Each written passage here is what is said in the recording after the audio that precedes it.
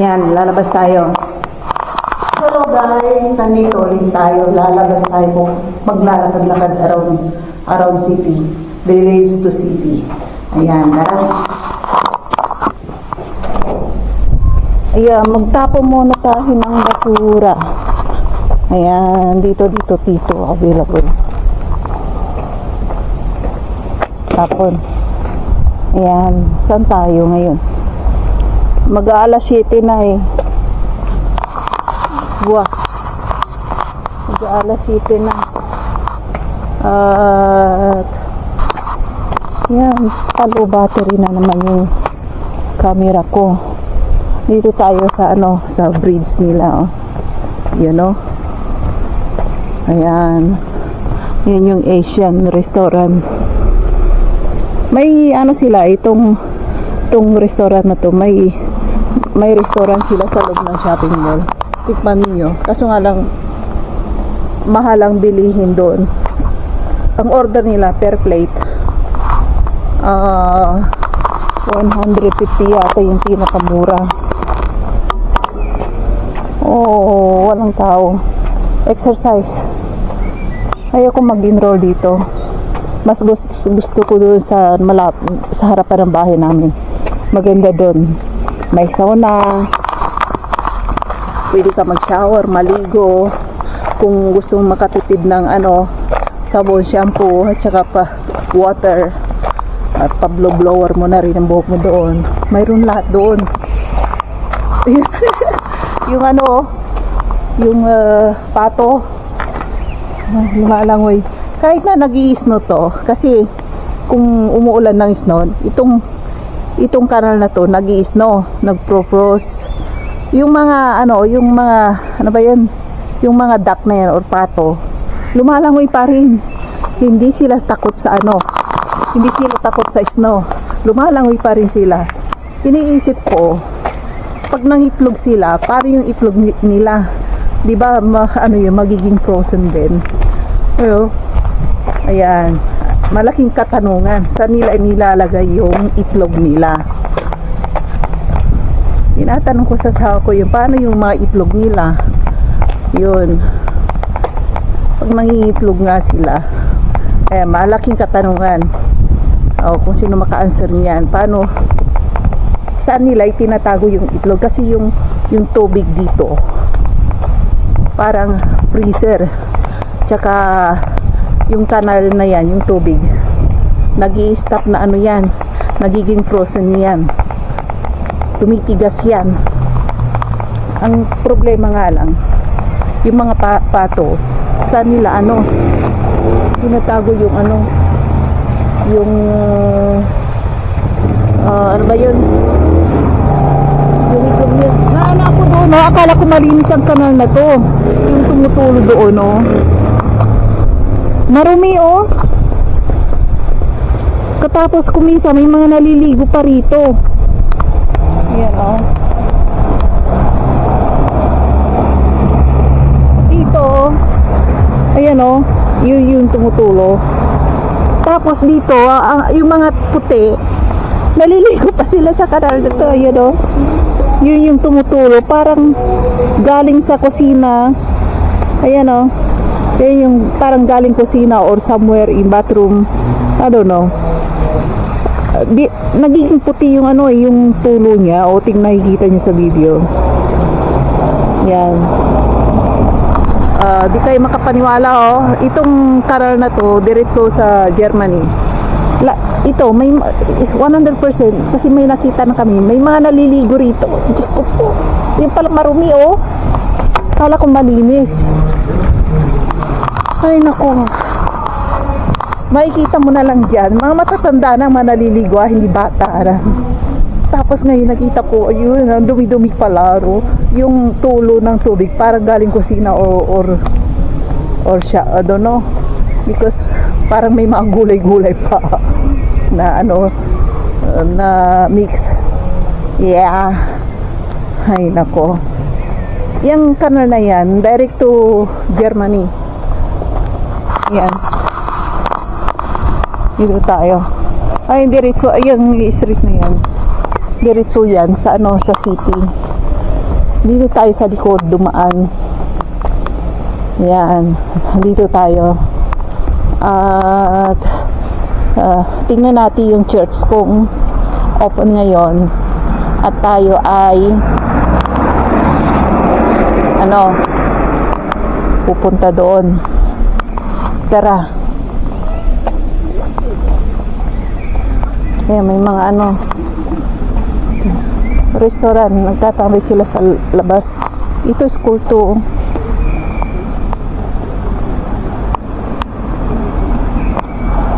Ay, nako.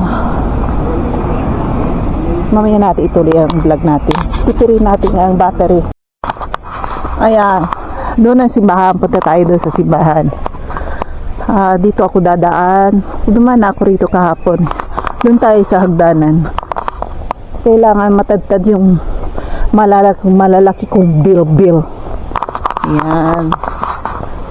Taas pa ng sinag ng araw ha. Mag-aalas 8 na. Mag-aalas 8 na ng gabi. Hindi umaga. Kaya ngayon lang ako nakalabas. Tinatamad ako lumabas kanina eh. Ay nako. Dito na nga tayo. Daan tayo. Tingnan niyo yung tunnel na yan. Hindi ko alam kung anong uring tunnel yan. Tatanungin ko yung asawa ko kung ano yan. Siya lang nakakaalam. Sa taas, yung simbahan, no? Maghagtan ka dyan. Lusot nito, yung simbahan. Yan. Yan, oh. Yan, aakyat tayo. Nandito tayo. Ayan, ang taas nito. Grabe, oh.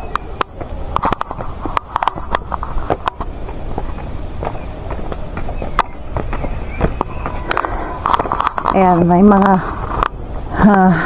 basag na bote. Ayan. Ayan, basag-basag. Dito, outside city na to eh. Kaya ganyan yan. Ayan. Ay, parang sa para sa Pilipinas din. Ay, may mga pasaway. Ayan, doon sa city nga lang eh. May mga pulis. Bawal magtapon doon ng ganito. Huling ka ng pulis. Ayan, taas. Grabe.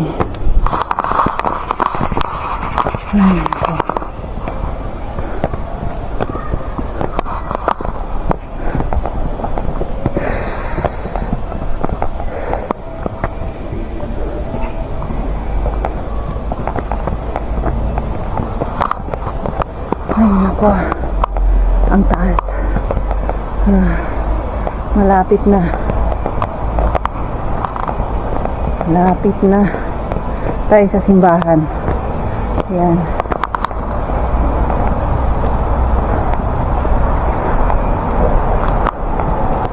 Yan. Ito, pub house to eh. Ito, malaking pub house. Sinarado nila yung isa nilang branch. Lumipat sila rito. Oh, sus ko po. Nakakapagod. Parang umakyat ako sa bundok.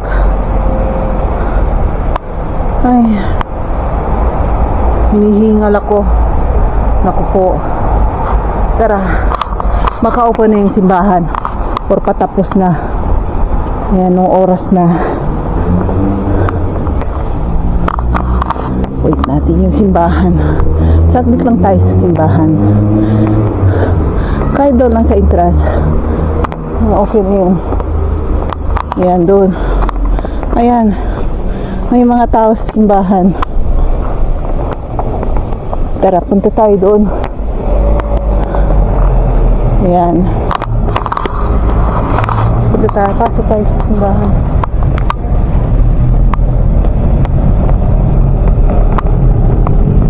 Ayan, may motor. Motor. Ayan. Pasok tayo sa loob.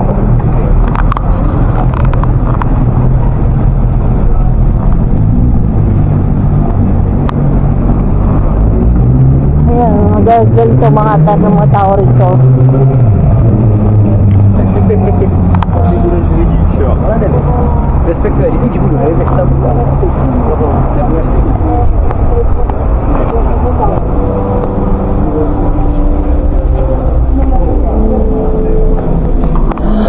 Dito tayo sa loob. May pagpasok natin, patay natin. Bawal yata ang camera rito. Yan.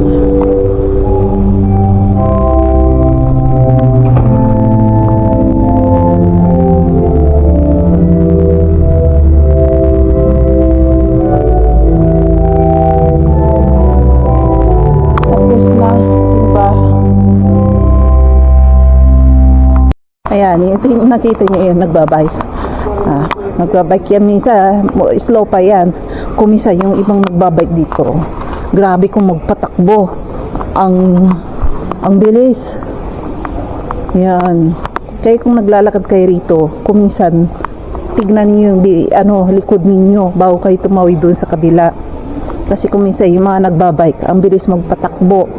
Imposibleng pagtawid mo may pre-preno nila kaagad yun. Hindi. Yan.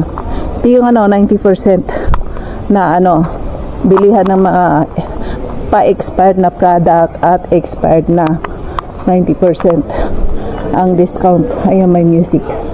Ayan, yan. Active. May mga Vietnamese na product, Korean product. Ayan.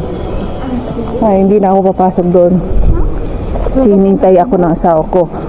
Walang Filipino product yan. Ayan, manicure and pedicure. Uso rito sa Europa yung manicure pedicure.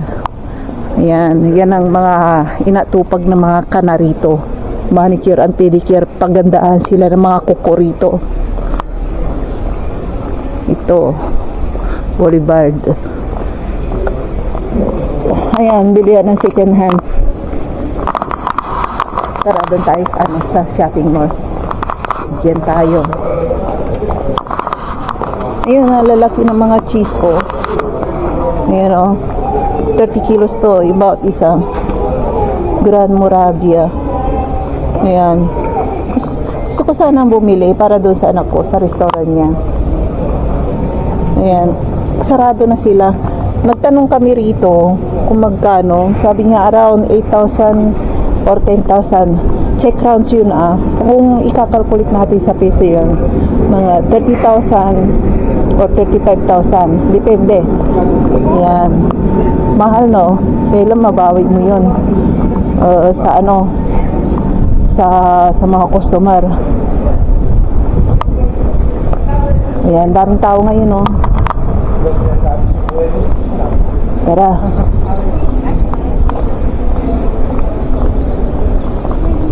Anong oras na? Alas 7 na, mag-alas 8 na. Nagbabike. Kuso ngayon ang bike dito.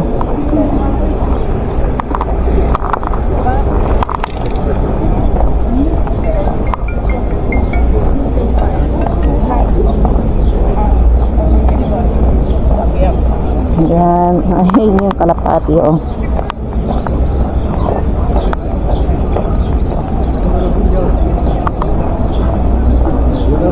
Andito ang mga tao sa mismong city nila. Dito nagtatambay yung mga tao. Yan yan ang tram.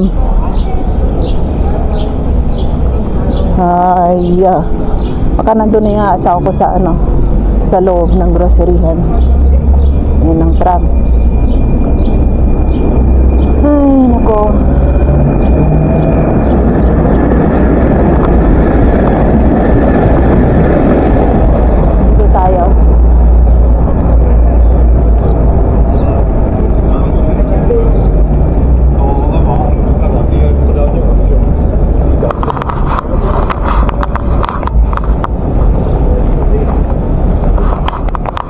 Tara.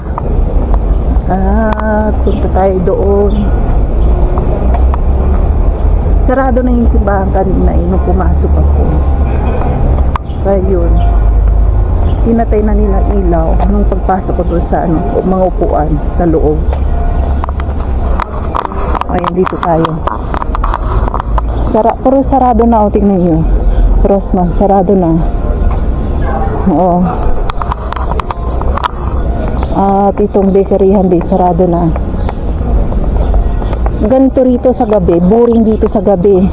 Naku, hindi ka guys sa Taiwan, may night market araw-araw. Magmotor ka lang, night market everywhere. Ayan. Dito hindi. Walang mga night market. Kaya dito sa kanila, napaka-boring sa gabi. Nako, kayong mga Pilipinong masyal dito or maninirahan, mag-isip-isip kayo. Kaya yung ibang mga asawa ng APAM, isinasama na lang nila yung mga asawa nila sa Pilipinas, doon naninirahan. Kasi alam nila ang paumuhay rito sa gabi boring. Nako, boring na boring dito, wala kang magalahan. Ayan, nakikita niyo, boring dito sa gabi kasi halos lahat ng restaurant, shop, sarado. Yan. Kaya pumunta yung asawa ko sa Taiwan or sa Pilipinas.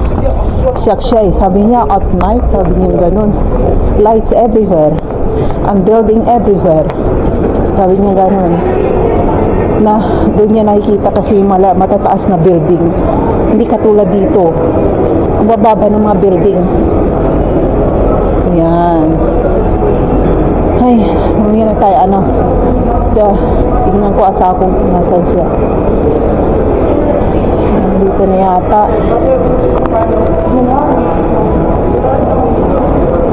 Saka tayo kita-kits sa hindi move. Yan gustong-gusto yan ng asawa ko na anak ko. Ngayon lang kami nagsama-sama sa pag-grocery kasi wala na talagang merch sa bahay. Gusto yung mamili ng busi-busi na. So, tara.